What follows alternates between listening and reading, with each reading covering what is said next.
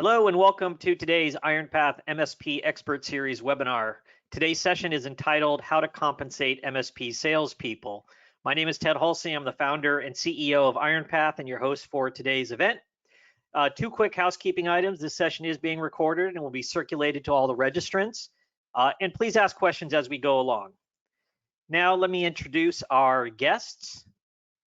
First up is Armon Aghaie. Armon is Vice President of OnePath's Sales and Sales Engineering teams. He has held various leadership positions in sales, marketing, operations, while continuously maintaining the responsibility for growth at OnePath. Welcome, Armon.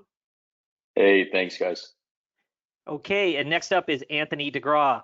Anthony is Vice President of Sales at Integris. Anthony joined the team in 2017 and developed an innovative sales strategy that accelerated growth and spoke to potential clients' needs. In his role, Anthony focuses on Integris's development into a nationwide MSP. Anthony, thanks for joining us. Thank you, Ted and Armon, for having me.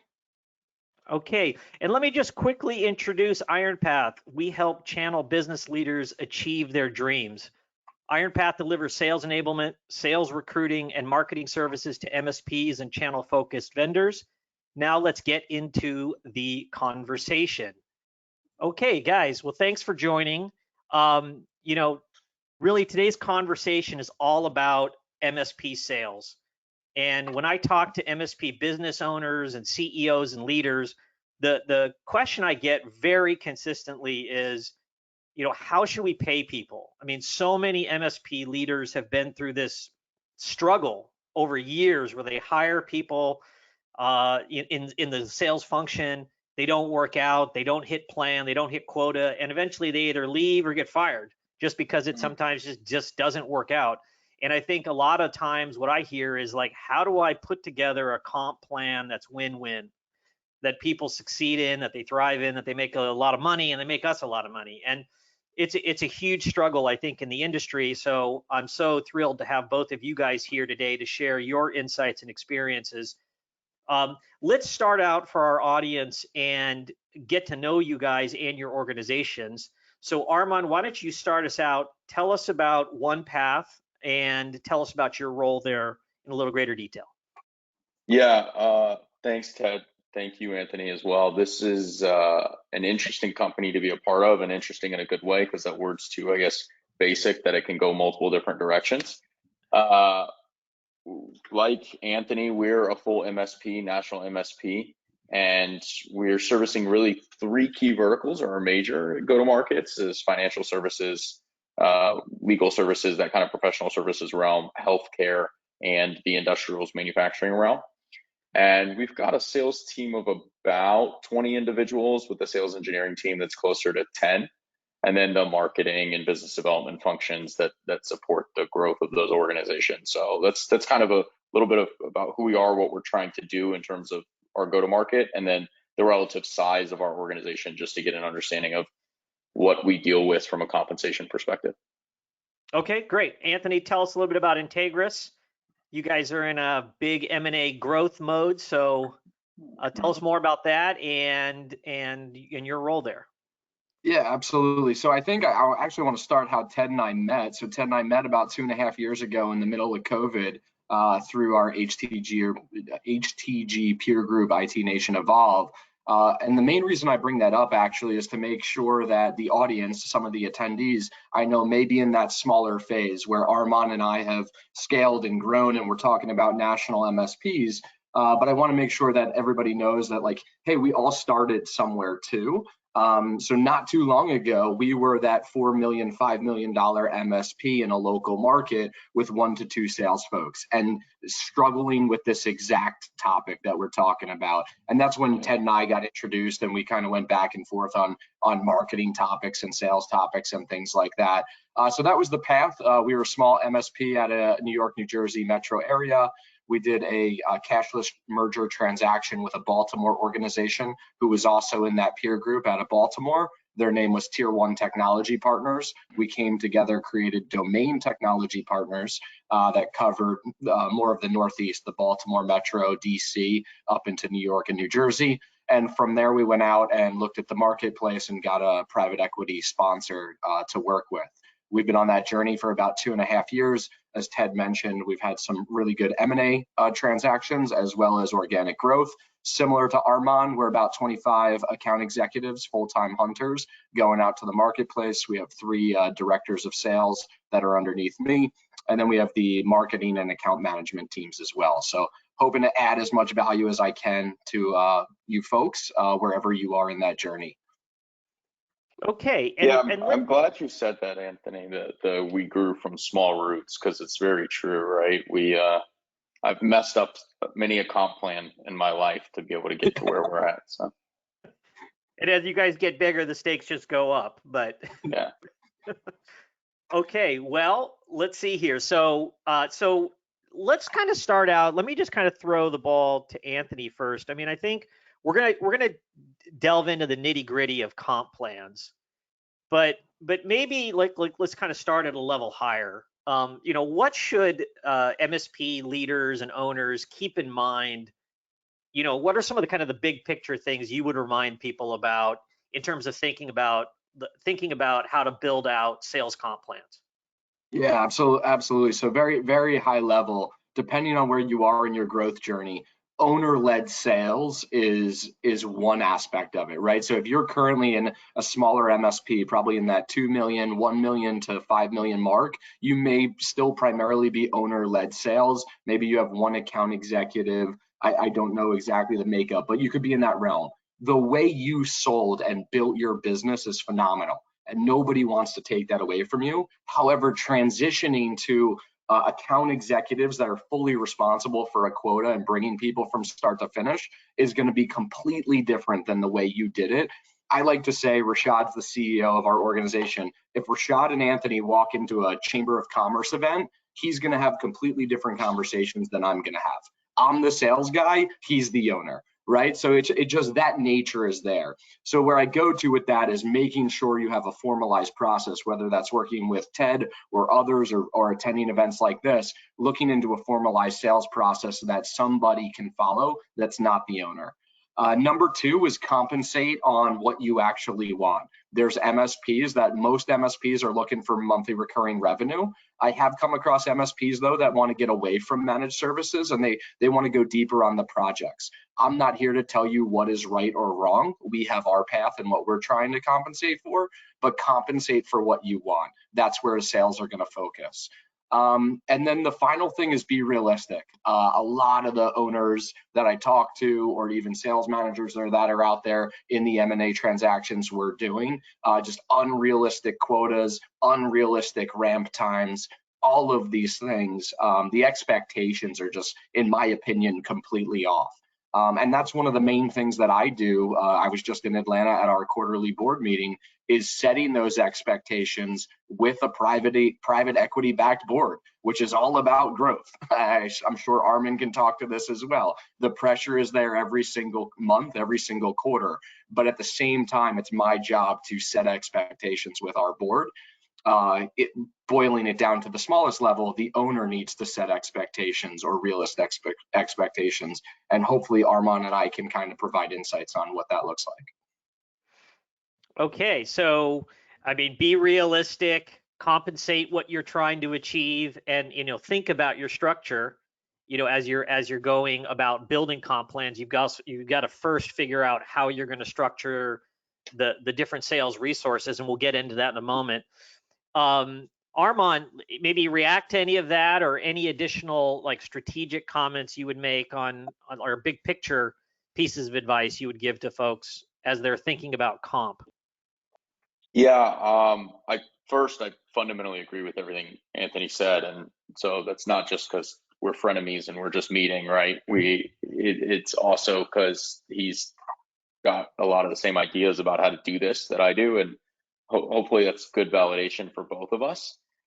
Some of the other things, and so really I don't have much to respond to contextually wise, but I think I have some additional color context. And one of my experiences with MSPs, especially going from the operations route back over here to sales and leading those functions, is fundamentally I don't think the MSP understands and values the sales skill set.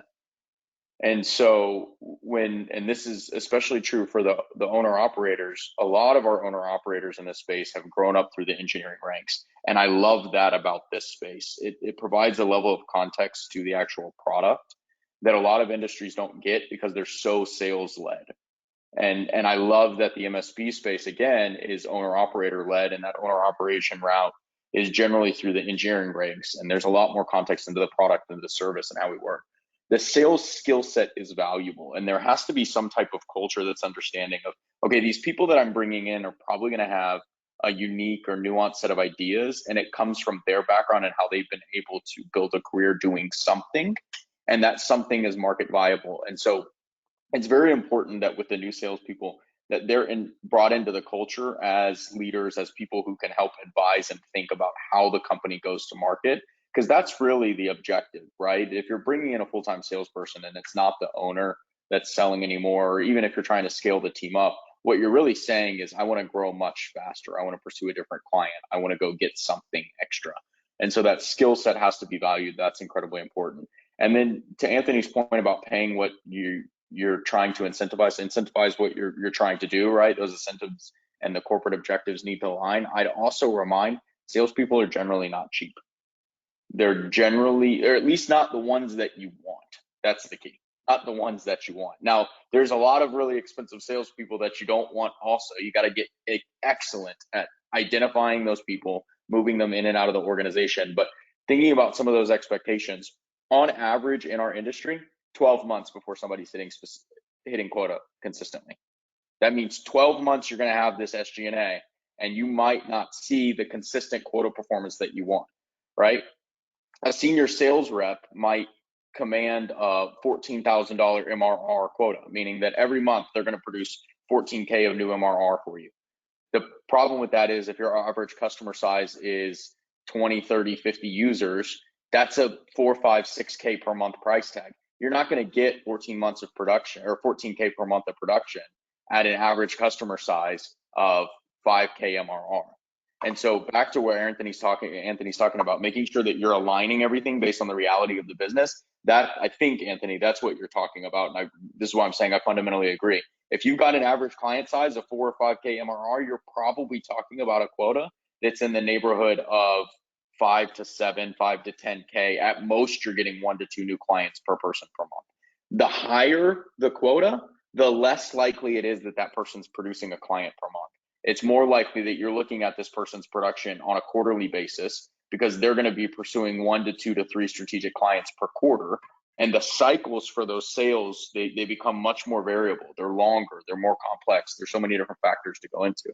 So when Anthony talks about things like why he and I spend so much of our time setting expectations, it's because we've had, probably a couple decades combined experience of getting in front of these boards who have expectations of X, and the reality is that client lifecycle might be 2 or 3 times X. That average target customer size might be 2X or half X, depending on what the actual go-to-market plan is.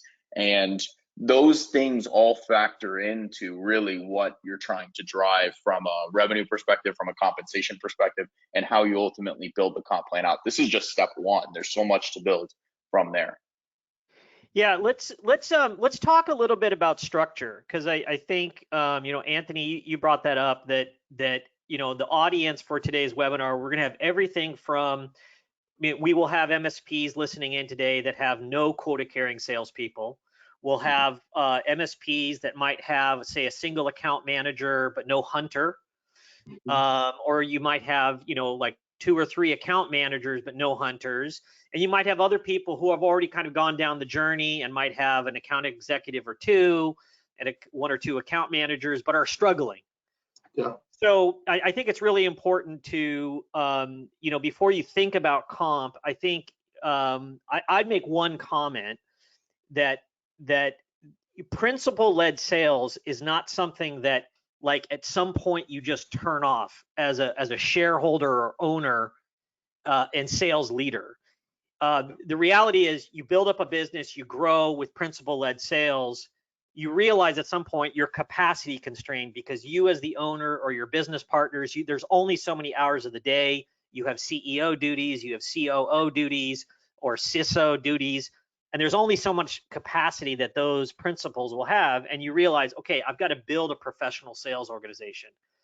And the reality is for a long, long time, you will still be a principal-led sales leader while you're building up that professional sales organization. So just keep that in mind, that's a huge part of the process, that you're going to be selling to large accounts, leading by example, leading this team and being that principal-led sales team in parallel with building a professional sales organization.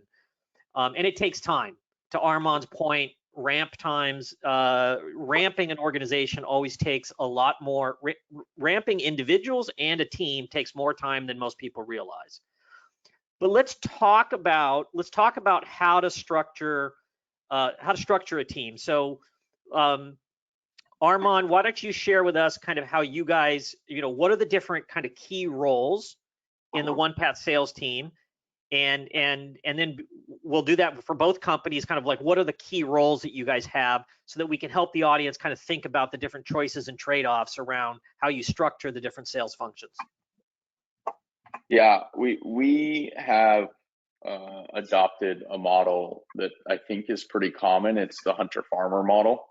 And the reason for that, just as the baseline is, and specifically, let me go into what that means. Hunter is an account executive who's out trying to find new logos that aren't current clients, haven't done business with us, or have done business but are no longer doing business, and they're trying to reinvigorate that relationship. And then the farmer is your typical account manager. They're managing the day-to-day client satisfaction. They're also primarily focused on the growth of the account. What other services do we have? You'll hear the term cross-sell a lot. How can we cross-sell our other services, our other offerings? How can we pick up those projects that the client's going to have, those types of things? And so in my experience, those two people actually fundamentally are very different people. Like they have a different MO, they have a different way of operating, and similar to how you can think, and this is where the names come from, how a hunter is versus how a farmer is. There's a big difference between tracking and pursuing the game, the hunt, if you will, than there is growing and nurturing and cultivating the vegetables that you're bringing out of the ground. And that thesis actually really effectively applies to the idea of salesperson A versus salesperson B. There's a very different way of pursuing those two roles. So we have our account managers, which are our hunters, and then our client executives, which are our farmers. And then we also have another key role is both of those individuals have a technical partner. We call that person a sales engineer or a solutions counterpart. That role is very fundamental, and they're generally going to be in 1-to-1, 2-to-1, or 3-to-1 relationships, i.e. 1-to-1 for each of those roles, 2 account executives to 1 solutions partner, or 3 account executives to 1 solutions partner, just based on resource volume, what we think makes the most sense. Are we able to effectively design and deploy those solutions? So those are 4 roles that we have, the account managers and their respective sales engineers, and the client executives and their respective technical account managers. And then we also have business development team, and that's your typical cold callers. And we are currently building out a junior version of the sales engineering role, which is more responsible for quoting, processing quotes, a lot of the transactional types of things that occur. That is the least important role to build out in terms of scale. That's the last one you want to build, is that bid desk junior sales engineer type role. And the reason being, you're probably not going to have enough volume to get the ROI until you've got 10, 15 sales engineering type individuals.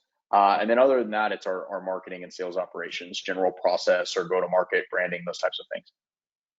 Okay, so just to kind of recap an important thing, so you guys have hunters who are going after new logos, new accounts, and then they're supported by business development reps who are doing prospecting, cold calling, cultivating, the cultivating prospects. Anthony, you guys do something slightly different. Tell us about that. One caveat on that, though, our hunters are expected to business develop. That is a core part of their job as well. Right. Okay. Yeah. Right. So just because you've got a business development team doesn't mean a hunter doesn't actually actively prospect and cultivate cultivate their own audience in their own local market. Correct. Exactly. Fantastic. Yeah, okay. Anthony, tell us a little bit how you guys do it. Yeah, I just got really good follow up on Armon stuff because it is very similar. So I'm going to give a couple points for owner-led sales or organizations that are scaling on that model that I see them fall into a trap of. So on the account executive side, in the interview from the hunter-farmer model, I'm a big proponent of our directors asking the question very clearly, even if they apply for a hunter role or if they apply for a farmer role, but mostly the people applying for hunter roles. I love when they ask the question like, hey, they explain our model as Armon just did, and they say, hey, we have both of these roles. You applied for this one, but usually people tend to favor one side or another. Do you like to own relationships and build upon relationships that are given to you, or do you like to go out, hunt and kill something and pass it along and go look for something else? And I love when they ask that question because people will give you an honest answer right there. And you lead it with saying, I have both of these roles in my organization, which one would you better fit? Because then you're going to get them to give you the honest answer, because a lot of times this leads into the mistake that I see most owner organizations or smaller organizations make, is they try to convert a farmer that's really good on their team into a hunter. And I've done it, I've made the mistake and it doesn't work and I've had to revert it back. Or you end up losing that person if you make that mistake the wrong way. So that I would ask that question. And number two, I would not make the mistake of trying to convert somebody who's been a farmer or is a farmer at heart into a hunter. It's just not going to work. Our approach to so we call it solution architect, but sales engineer is very similar to Armon's. We do it based on regions, but you have that 1-to-1, 1-to-2, 1-to-3 is the same mindset there as well. So you got to pair that up. In most of the smaller organization, that's going to be your owner, right? The owner is usually the one that's being the sales engineer of the solution. So that also works as well. I see that a lot of organizations will ask for that sales engineer role. So a lot of owner-led sales teams will fall into a trap of getting stuck with now the owner is the bottleneck to getting things out the door. So I would look to, if you're going to build out a team like Armon and I have done, really quickly look to not be the bottleneck of the sales engineering piece of this funnel. And similar, I call it full cycle account executives. You are in your local region, you are in the market, you are building relationships. This is not transactional sales. This is consultative, trusted advisor sales. You need to be growing your local business in my mindset.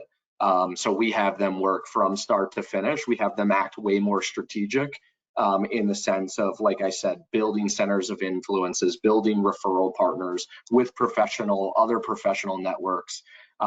That's the mindset of how we approach that account executive role. Full cycle. So they're responsible. They're not waiting around for somebody to give them a qualified appointment or a lead. They're out there cultivating those leads, owning a territory, and nurturing that, and taking business through your assessment process and full close to revenue. Yeah, we call it target accounts. So they have to have identified target accounts. We use our CRM system to assist with this and manage it, but they have to have, I mean, some of these legacy folks on the call may know Gary Pica and True Methods. They may know the Chartech method, but I think Gary Pica called it the Warm 250 or something like that. But we want to have 50 identified target accounts, as Armon said. That's going to help you hit one account a month. It's going to help you hit your quarterly number and your yearly number. The cool thing about our space is that you don't have to make 50 sales a year to blow your number out of the water. If you're delivering the right product offering, if you're charging the right premium pricing, and you have the right sales process, you can knock your quota out of the park with 10 to 15 deals a year. And that's true for any organization. Armon mentioned something very important, which is knowing your average deal. What is the average client size you're bringing into your organization? A lot of folks are focused on that $1,000 to $2,000 mark. And I bet Armon mentioned bigger numbers, $5 grand, 10 grand, 14 grand. And you can build that up. I'll give legacy numbers that when I was at Domain, we started at $3,000 a month was our average client side. We built that over 12 months to 4,500, and then took us another 6 months to get it up to 5,500. And that was within an 18-month window. So if you bring in an Armon, an Anthony, or somebody that can help you build out that process, a Ted, that he knows our process, you can help build out that process, you can see that average deal size increase, which then goes to your quotas, which then goes into what you could expect on a yearly basis. Anthony, let's double click on that. So you're talking about, in your journey, you shared that, now Integris is this very large PE-backed MSP with a nationwide footprint, but back in your domain days, what were you doing practically to grow that MRR from $3,000 to 4,500 or $5,000 over an 18-month period? What levers were you pulling to increase those deal sizes? Absolutely. So number one is a formalized sales process that internally, and owner-led sales should be documenting what are they doing, right? They may think it's magical and they may just like go be the performer, but I'm sure there are steps that they are taking. You can follow a Gary Pica method, a Chartech method. There's all different types of resources out there. I happened to learn the Pica method. My training was sit down for a week, watch Gary Pica videos, and then go figure this out. So I just took that knowledge and and evolved it over those initial 12 months. But very clearly document those steps, articulate those steps to the prospect within the first meeting. So that was step one. Step two, I don't know if Armon's team does this or not. I'm sure they do, but paid assessments. I mean, paid assessments are the lifeblood of our organization to identify the right clients, and then the clients that are actually going to move the ball forward and they're willing to pay a premium price. Through that paid assessment process, we're able to come out the other side with a remediation plan. Some people would call it initial project, some people call it onboarding. There's all different terminologies on how you approach it, but that delivered not only an initial project of say 10 to 30 grand, but also a higher, some people call it an all-in seat price, a price per user, price per endpoint, whatever your model is, but that formalized process is what allowed us to drive it up. And then the final thing is just the target accounts, or targeting the right opportunities. Armon and I play in the same exact field: professional service firms, manufacturing, compliance, really focusing on the prospects or companies that are willing to pay a premium to get IT done right.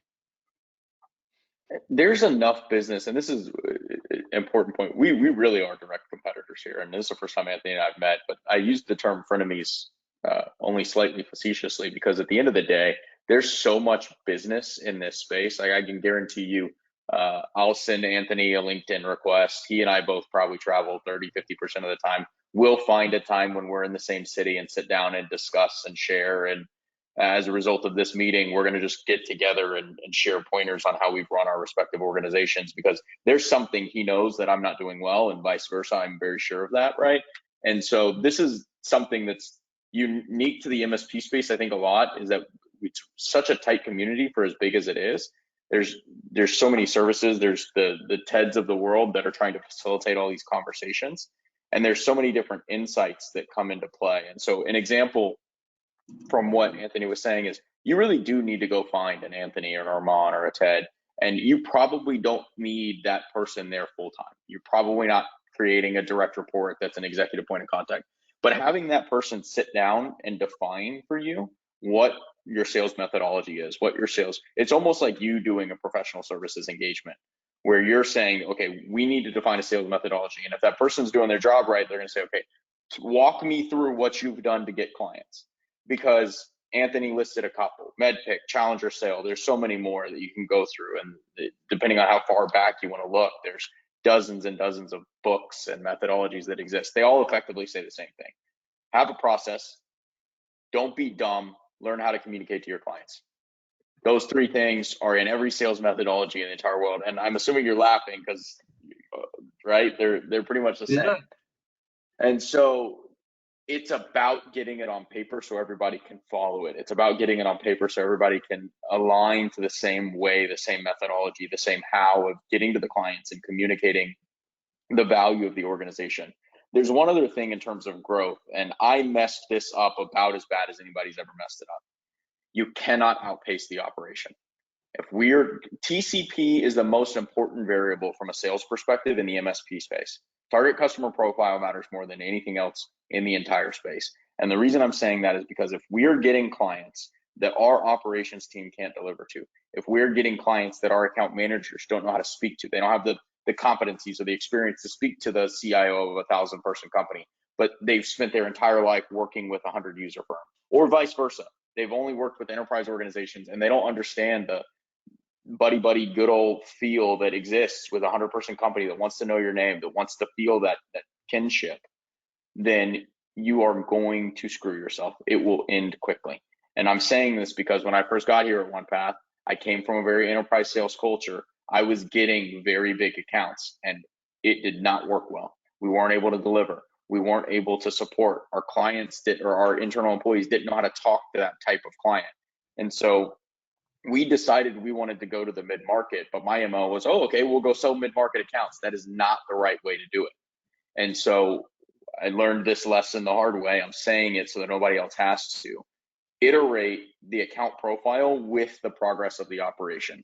As one organization matures, the other organization can mature with, and there can be a certain union that exists between sales and operations. Not doing that right will set you back years. Yeah, I think just to react a little bit to the TCP comment, I'll share a little bit about what I see. Armon, you were sharing the examples of where an MSP you're winning accounts, but you've got all this variety, and then the organization is choking on all the variety of accounts that are coming in. That's one aspect of the problem.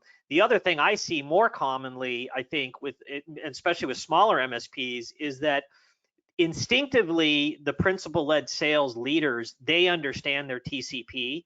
They hire in somebody new, and nothing is written down. There's no documented target client profile. And one of the huge struggles that when you bring on a new hunter, that happens all the time, is it's like the blue ocean problem. When somebody just stares out and sees this limitless opportunity, they get paralyzed. They don't know where to start. They don't know where to focus. So a huge important thing is your target client profile. You need to document it. You need to make it crystal clear. You need to transmit a lot of knowledge and persona information to those new hires. When you bring on these new hunters, you really got to train them up on how to really understand the target client profile. And then you got to stay focused. And then you can iterate over time, like you said, Armon.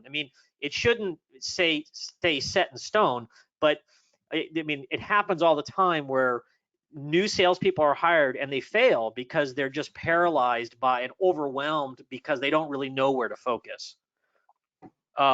You can't be scared either. I think a lot of times it's not right. It's we could work with everybody. That's a typical owner. Anybody in this geo. And anybody 30 miles from my office, these are all things I've heard. And for instance, we will say no to a lot of opportunities. I won't touch somebody that's 1,000 employees. I won't touch somebody that's 2,000. Do I get the request for it? Absolutely. But we're not built out. To Armon's point, I'm not built out for my service delivery team to handle it right now. In 6 to 12 months, will I be? Sure. But that's when I'll start addressing that. Same thing. We see some of the most, we get to look at M&A transactions all day long on MSPs all across the country doing different cool stuff. Some of the best ones, best performing ones, they've picked one niche, literally one niche, and that's the only thing. They've stayed in one state. They got 30% EBITDA, their gross margins off the chart, and they've picked one thing. And to me, that is dedication. It is what's the word I'm looking for here? It's a maturity. Yeah, it's mature. They have focused on one thing and it's really moved the needle for them. And Ted, to your point, when you bring an account executive in and nothing's written down, it's just go focus on anything. And Armon brought this up earlier, when I came from the commercial insurance industry. So I was working with schools and hospitals and publicly traded technology companies. there's no hell in chance that domain was ready to handle any of those types of opportunities. So I had to readjust. I had to take what I know, brought it down a couple levels so I could focus on that. But these sales folks are coming in with other knowledge. They may be coming from payroll companies and working with specific niche. Anywhere, they come from all these different places, and they're going to want to go target that. And if you say yes to that, you're going to kind of be running in circles.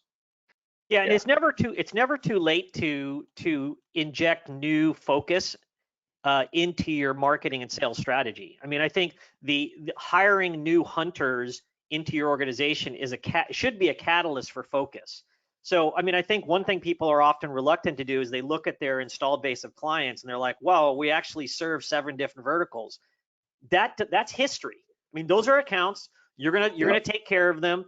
But that doesn't mean you can't hire new resources and say, look, we're only focusing on dentists in Illinois, because we're going after the dental vertical. We'll add Indiana, we'll add Ohio, we'll expand, but we're going to stay focused on this one vertical.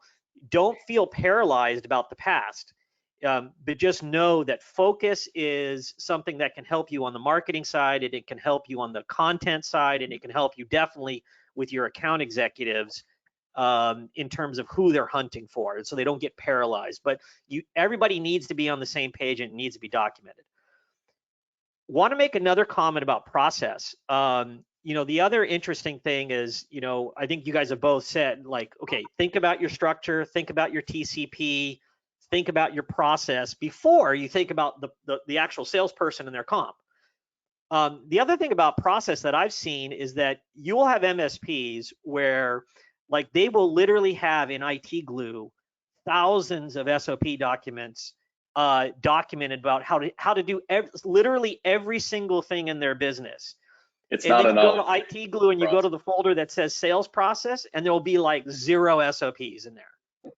And so just here's your litmus test as the business owner. Go into IT Glue and benchmark yourself on how many sales processes are documented in IT Glue versus your Exchange authentication system documentation, and you'll see it's like night and day. So that's just a big warning sign, a big to-do that you as a principal-led salesperson, you need to go and write down and document everything that's worked for you in the past that you still believe in, that you want this new team to embrace in terms of your sales process. How to use ConnectWise, how to use HubSpot, how to use ZoomInfo.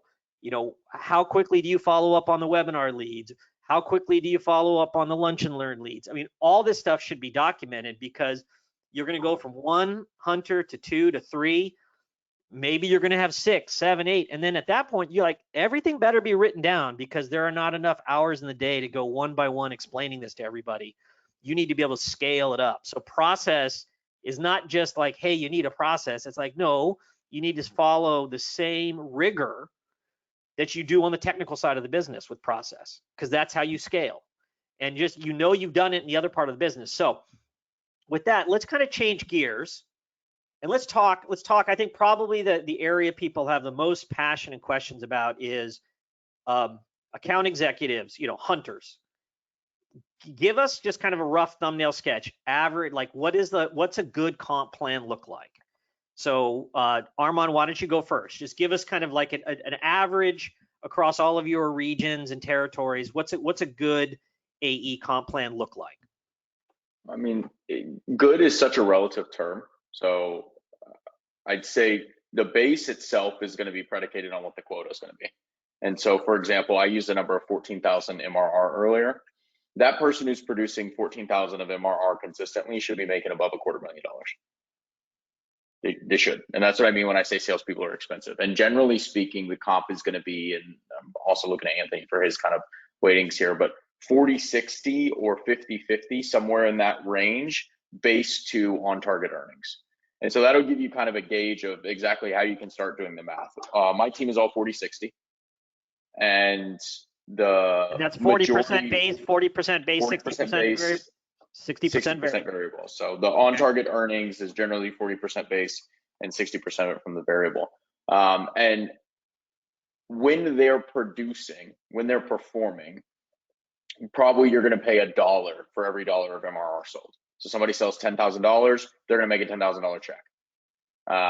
And so that's how you can quickly start to understand what I mean by people make money. It's actually, I think my most senior team's 30-70, 30 base, 70 OT. They're 70% of their comp is the variable.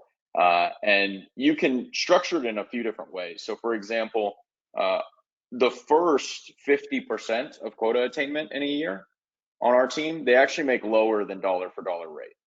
Then they make dollar for dollar, and then at, we call it tier 3 of performance, they make super incentivized. They make $1.30 for every dollar. So really the reason that happens is we're paying top performers really, really well, right? And then those who aren't hitting it, or those who are still ramping, they're getting their feet wet. That's the reality of it, right? That might not make sense for a smaller CP, right? If your quota, which when I got here, the average sales rep, their quota was 2,500 MRR. The on-target earnings for that group of people was much lower. Quick math, let's say 3,000, that's 36K. That person's probably clearing 95, 96 annualized, right? So you're talking about somewhere in the neighborhood of a 50 or 60K base, and then the rest of it comes from OTE. That's actually inverted. That's a 60-40 split between base and variable. So as the expectation goes up and the earnings goes up, there's a couple things you're seeing. One, the relative portion of the earnings that the base is coming from is depressing a little bit, and it's because the quota is increasing. But the actual dollars paid out is increasing. For a 2 to 3K per month quota in MRR, again, you're talking about somewhere between 40 and 60K on the base, probably closer to the 40, 50K. As you get closer to the 5 to 7K mark, that's when you're talking about that 60 to 70K range. As you get above 7K, 10K plus, you're talking about 80K plus base, and then you're probably paying another 100, 150K in commissions every year. Okay, so just want to play back a really important thing. So this is a mistake that I see made all the time. You have to pay a base salary.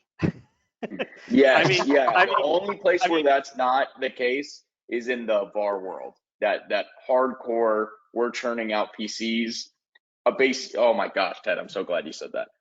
Yeah, I mean, I mean, I think there's, instinctively, a lot of principal-led sales folks will be like, hey, eat what you kill. I'm going to go hire some killers, and they're going to go out there and slay. And the reality is, professionals have business choices. Sales professionals, real sales professionals, have a lot of different choices of companies to go work for. And look, everybody wants to make outstanding compensation, and you really make outstanding compensation in the sales world off your variable and blowing out your number and getting into accelerators and taking on bigger quota, et cetera. But real professional is not going to look at an opportunity and go, I get zero base. Forget about it. So if you're hiring people where you think you're going to pay them nothing if they earn nothing, well, you're probably going to get nothing, and they're not going to be there very long. So just to Armon's point, you got to think it's either 40% base or 50% base or 60% base, somewhere in that range. And then their variable comp is going to be geared towards what kind of sales quota they're carrying, whether they're bringing in the 3K a month MRR, 5K MRR, and that person's going to, make anywhere. A hunter is going to make anywhere from, probably almost every region in the country. It's going to be somewhere. Those folks are going to make anywhere between like 80 to 120K, probably on the median. But then you're going to have people who are superstars who are, bringing in 10K a month and that sort of thing as well, that will be top performers. But that's kind of just to kind of play that out a little bit. That's how you want to think about the hunting type role. Anthony, what comments would you make on that structure? Yeah, I love everything ties into Armon. I think Armon is definitely playing more up market than Integris is right now. So Armon, I don't know, what do you have off the top of your head, your average deal size? I'm sure you do. I just want to compare. Yeah, so the path that you took is actually really similar. 3 years ago, we were in the neighborhood of 5,500. We've worked that up. Right now, it's at 15K MRR is the average deal size. And I'd like it to crest 20 by the end of the year. And we're on target to do that. So we'll probably be at an average deal size of, let me give myself a little bit of a break, 17.5K MRR average deal size by the end of the year. Cool. So Ted, we'll probably relate a little bit more because I'm not even where Armon's team is right now, right? The MSPs that we've brought together, we're playing around right now. We're at the $3,500 mark. The domain path is what we're trying to get everybody else to. So Armon even touched on this. So my ratio is 60-40. So we're 60% base, 40% upside because we're playing on that smaller end of the spectrum right now.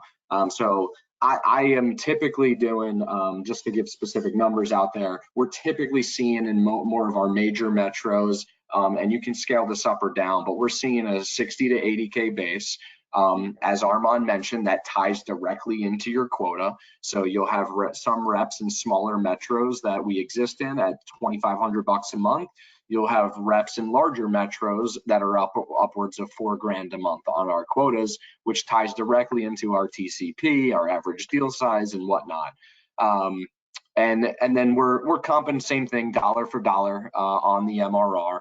And then you have, I'll touch on other couple things too. I'm sure Armon's team does this, but different incentives, right? So I think there's a couple cool things that owners can put in place to incentivize in addition to your just one-to-one comp.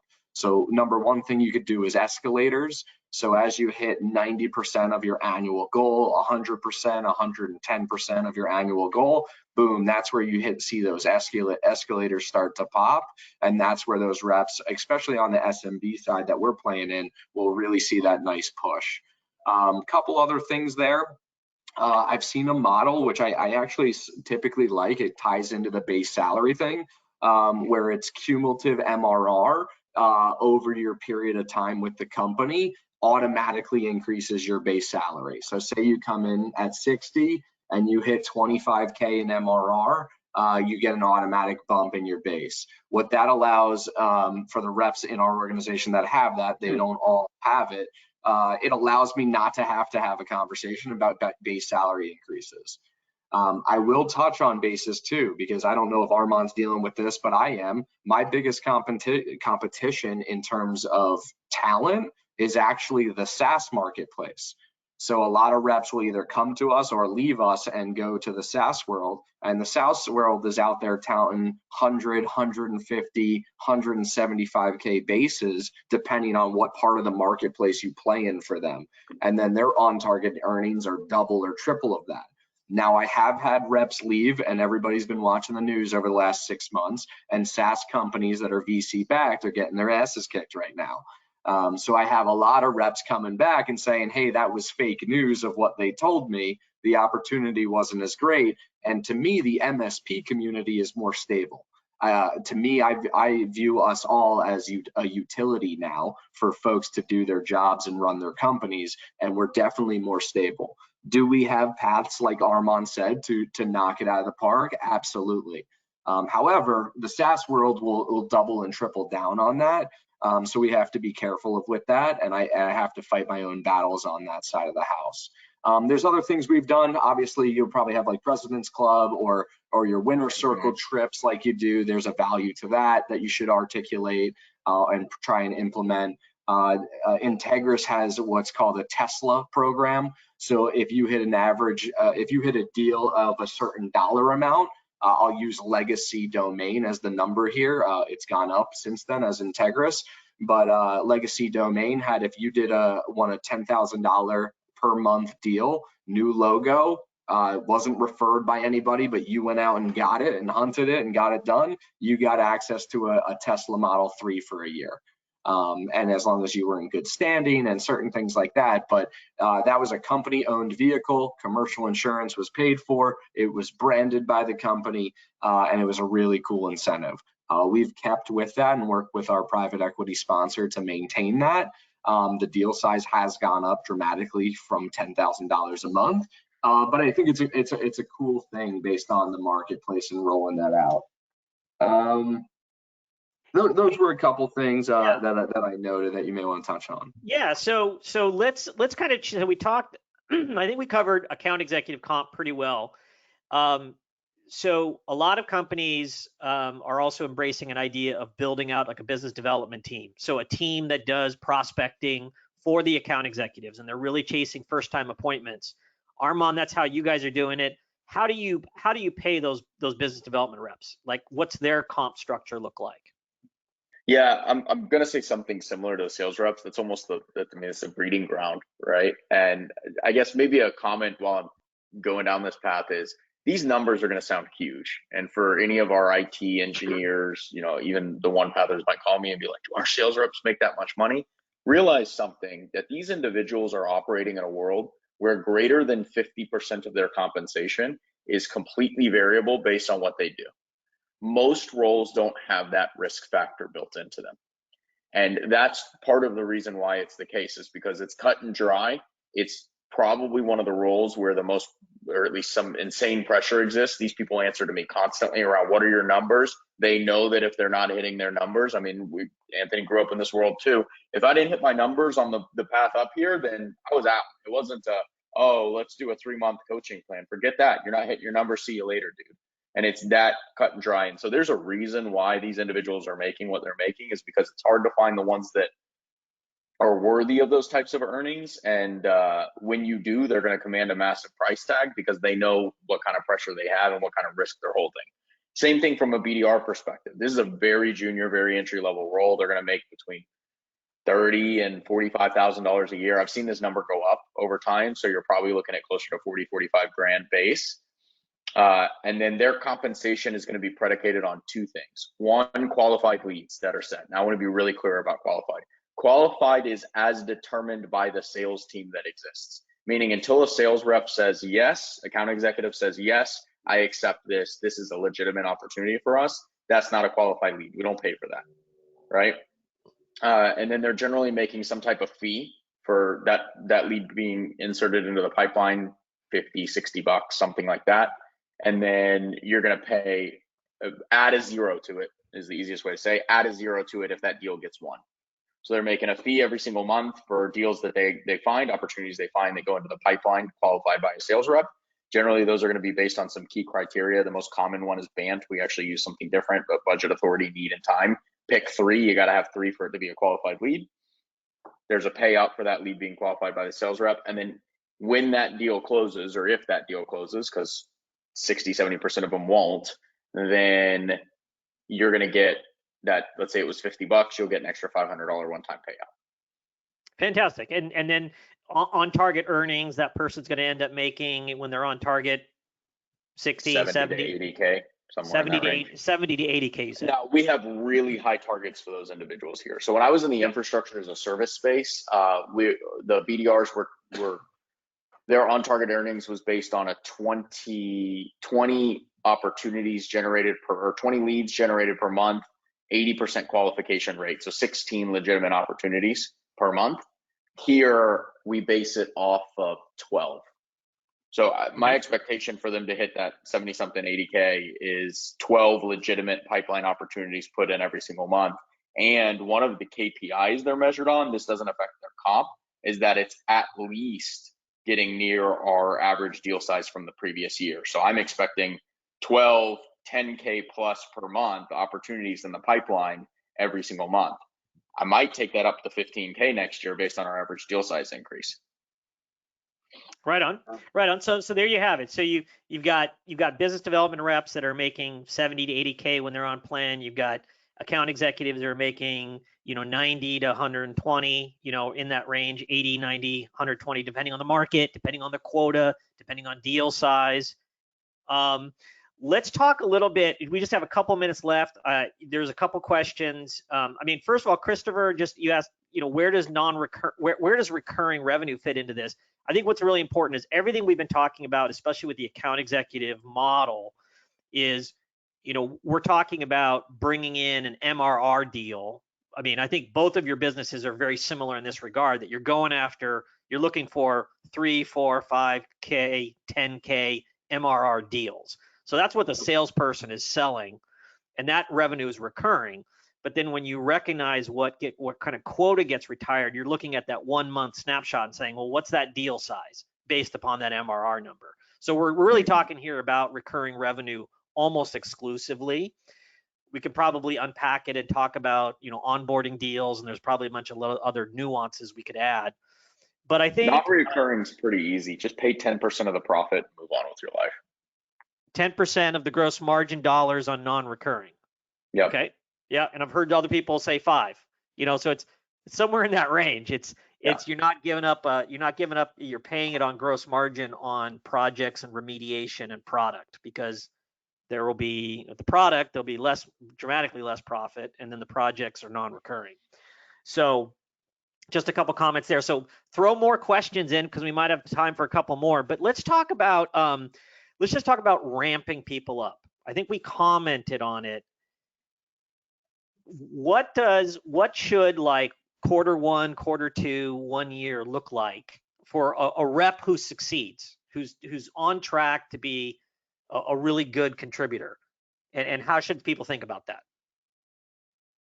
Anthony, you want to start? I've got some ideas. Yeah, sure. I'll take this from start to finish of how we did it.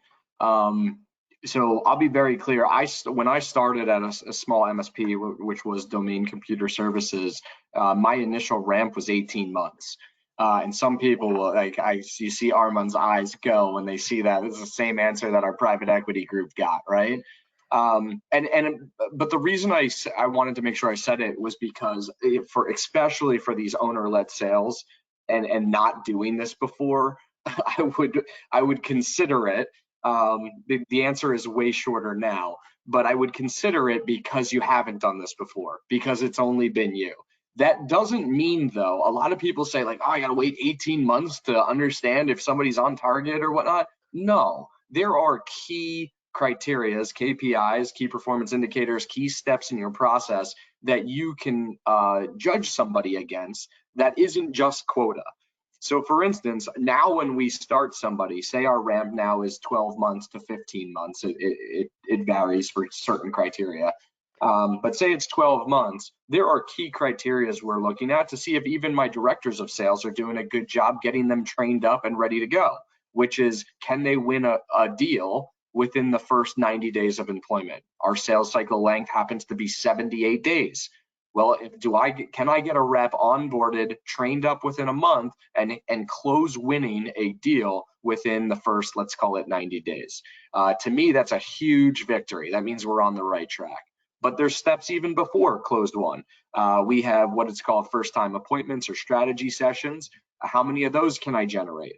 Then we go to our next step in our process, which are paid assessments. How many paid assessments did I get done? So those are key metrics that I can keep somebody accountable through that ramp period to see if they're on target to be successful or not. So that's the way I would look at it. You could have a 12-month ramp. Some people have a 9-month ramp. I would just be very careful because I've seen 6 months ramps out there. If you don't have the recruiting, the training, the certification process and the ability, Armon hit on this, the service delivery side, to do these things, or the resources like sales engineers, you got to be really careful of what you're going to implement. So I would say work with Ted specifically on this topic. He'll have insights onto what other MSPs are doing. But if you're owner-led sales and trying to put in what Armon and I have in place, I would educate you to go longer and then look at key performance indicators along the path. I'll pause there. So Armon probably has. Anthony, are you paying for the full, like during the 18 months? Are you providing is it a paid ramp for the full 18 months? Yep. All right, so go work for Anthony over coming to work for me, team. Here's a couple things. Our ramp cycles are very different, right? Don't post this video to any one of my. Don't post this video. Just everybody. This was a great webinar. We're going to keep it under wraps. No, all jokes aside, part of the reason why I love what he's saying is that I'm going to go back to the comment that I made early on in this. It's going to take 12 to 18 months before somebody's consistently producing. You've got to show a path to your team for how they're going to get to production faster. The main reason why I've been able to pull the ramp cycles down so much is because we have a very strong business development engine, and it's likely that those individuals are going to be fed leads in months 4, 5, and 6. And so where they feel less pain in the I've got to go track it, hunt it, kill it myself mindset. And now there is a part of their ramp that's based on them self-generating leads. And until they do that, they're not actually in rotation for other leads, but that's what their first 30 days is about. They have to generate a certain number of leads on their own before they're open to get leads from our marketing team. And so you just have to be thoughtful and empathetic to the reality of what these people are. If you're hiring good sales reps, they're leaving commissions on the table to come work for you. You need to be able to cover that delta. And so someone has, call it 30, 40K of commissions they're waiting on, and they're saying, oh yeah, I'm going to come work for you now. That money's gone. No company's about to pay them out those commissions, meaning that there needs to be a path during those first 90 days, first 120 days, first 360 days, depending on how you're doing it, right? There needs to be a path to both cover those and cover some of the gap on what is a elongated sales cycle. The other thing that, just general comment, Anthony said that you don't have to wait to 18 months to figure out whether or not this person's a producer. If you don't know by day 91 whether or not this person is a producer, something's wrong. Something's seriously wrong. If they make it to day 91, this person should be with you for the long haul. They might not have sold a deal on day 91. They might not have. And I have people here who didn't sell a deal on day 91. They're some of my better producers now, and they kill it. They're on our top list. And just because they didn't sell a deal on 91 doesn't mean that we don't like them or they're not the right fit. But I am saying that those first 90 days are an opportunity to assess that, whether they're going to be a cultural fit, whether or not they're going to be good partners to the operators, whether or not they set good expectations with clients. Who cares what's in the contract? What often matters is what we've said to our clients, whether or not they understand the business and they have the ability to learn, and they have the ability to learn our way and incorporate their way into our way. We don't want a bunch of robots, but we also don't want people who are going off the ranch and just coloring outside the lines all the time. And so the mantra, fire fast, hire slow, it's probably more true in sales than any other segment of the business, because if you've got the wrong person, you'll know it quick and you need to move on quickly. And if you've got the right person, even if they didn't hit their number day one, but you see that this person could one day be your top producer, again, the average is 12 to 18 months. Continue to invest in that individual, get them to where they need to be, because 50% of the salespeople you hire are probably not going to make it. And I don't want to use that as a hard stat either. Maybe you're excellent at this and 90% make it. Maybe you're really terrible at interviewing and 10% make it. My point being that there's a stereotype in sales for a reason, right? And so you're going to find a lot of the stereotype out there, and those are the people you're going to move away from quickly. Yeah, I mean, I think the key lesson on both of those points is that, you know, the ramp time to full productivity takes longer than most principal-led sales owners realize. I mean, they got to realize you've been doing this business for 20 years. It's in your bones, and you're bringing in somebody new to your organization. It's going to take time till they reach full productivity, 12, 16, 18 months. You've got to have some sort of quota relief, some sort of like training ramp period where people are making, you know, close to their 100% on target earnings while they're training and learning your business and learning your processes. But there's abundant ways. The training process alone, how do they engage? How do they follow through? You know, there's abundant ways in those initial days, weeks, and months of their relationship with you to measure what kind of rep they're going to be and how successful they're going to be. And you can continuously measure their progress against all of those KPIs and milestones before they're actually out swimming in the deep end and on full quota. So just keep that in mind. Training, onboarding, super, super important, often underinvested by a lot of MSPs. So think about that. In addition to everything we learned today about comp plans. So we're out of time. I want to thank Armon and Anthony. You guys, thanks for a great conversation today. Anthony, you want to? Yeah, I got one more thing, because I really want to hit this point with owner-led organizations or smaller organization, because it drives me nuts. And I had to overcome it myself, and you could have a talk with my CEO and myself about this all day long. If you're going to hold them accountable for a quota, you're going to bring somebody in, your first account executive, and you're going to hold them accountable for a quota, and you haven't put anything in place, or maybe you put the bare minimum, so maybe you have a process, whatnot. But my whole thing goes, if you're going to hold them accountable for that MRR, let them be accountable for it and get out of their way. Yes. There are so many. I was in IT Nation Evolve for 4+ years. All I heard day in and day out in that community is about, I can't get sales or marketing to work ever. And it's because they never get out of the way. And I give all the credit in the world to Rashad. He knows this, our CEO. He brought me in. We were able to have carefrontation. That's been a coined term at Integris. Carefrontation conversations. So a play on confrontation conversations about, hey, if you're going to hold me accountable for this number, you got to allow me to change the process where I think we're going wrong, or change the onboarding, or whatever the case may be. But if you're going to hold somebody accountable for a number, you also have to be able to get out of their way and let them be accountable for that number. If you are going to constantly inject yourself or change it up on them or whatnot, you can't hold them accountable for that number. And I'm a huge proponent of that, because the ability to get out of the way and let a true sales professional like Armon run with a process and do it is, our CEO hasn't talked to a deal in 10+ years, let's call it. Nobody on our team does, right?